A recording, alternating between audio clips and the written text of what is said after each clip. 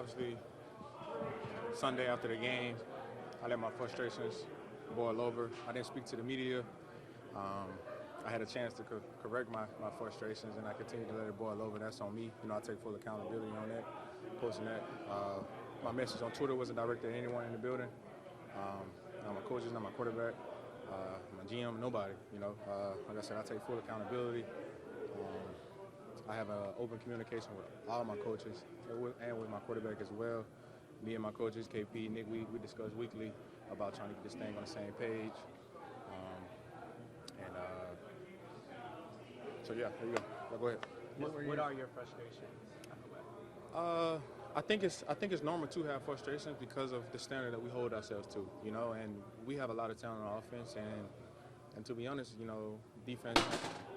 defense and special teams have been low-key carrying us, and it's just like we need to clean up what we need to clean up and get on the same page and play to the ability that we say that we can and be who we are called to be. So it's a standard that we preach, and so it's easy to have that frustration. I think it's fair to have that frustration, but like I said, I just can't let that boil over. So. Based on the content of that tweet, it seemed like maybe you were feeling like you weren't being listened to. Is that the case, or is that not the case?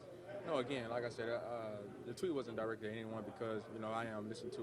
Like I said, I have an open communication with my coaches, Nick, KP. I talk all the time with those guys. Nick FaceTime me on Monday when I'm out in the building. This is like a every weekly thing, that's the relationship that we have. So that's not the case at all. So.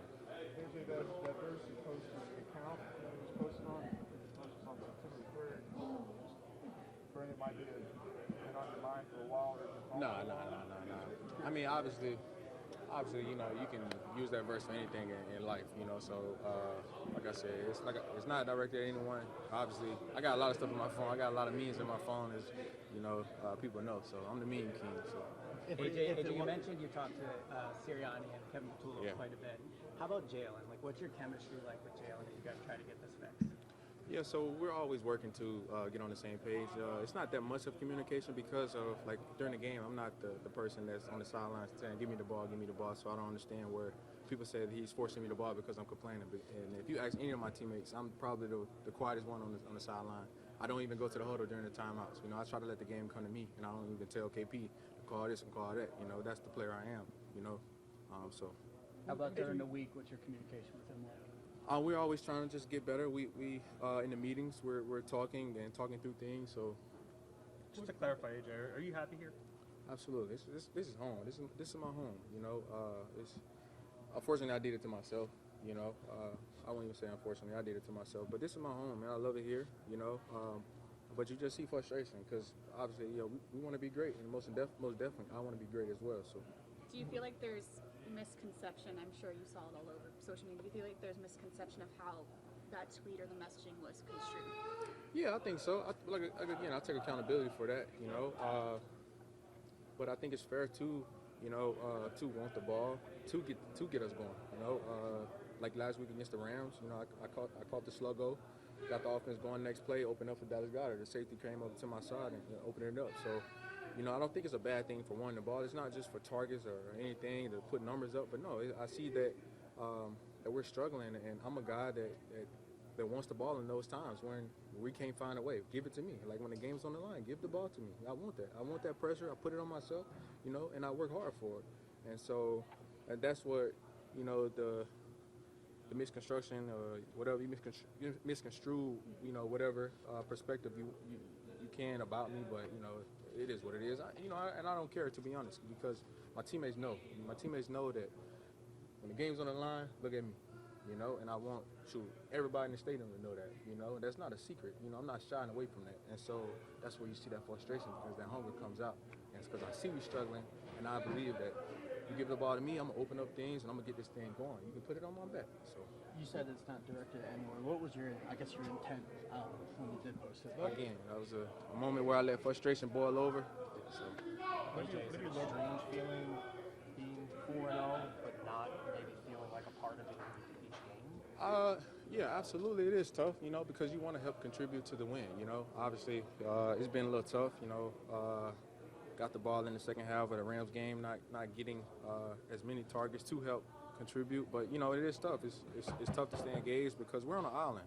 You know, a lot of things have to go right. The ball has to come. Guys have to block up front. You know, and then we got to do our job and win, and then make the play. So you don't get targets. You don't see the ball for half the game, 2 hours. Man, it's hard to stay engaged. But you know, we're professionals and we continue to try to, you know, make the most of it when our numbers call. So We'll do a couple more. Are you confident that this will get fixed offensively? I'm very optimistic, man. I trust my coaches. You know, I trust Jalen to we can get this thing figured out. We're working towards it, and so because we see it at times, it's just the inconsistent is starting to be consistent, you know, and that's where the frustration comes in at because of, you know, as of last year, you would look back and you would see like Saquon was on a historic pace.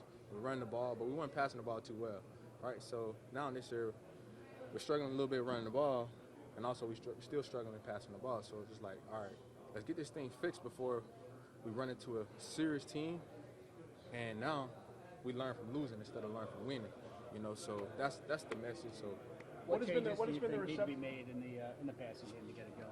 you know, I won't get into all that, but honestly, just being on the same page. I'm gonna say that every week because that's what it is. It's being on the same page, being where we need to be, ball being where we need to be at on time, and you know, everybody in sync. So What has been the reception from your teammates to the social media posts?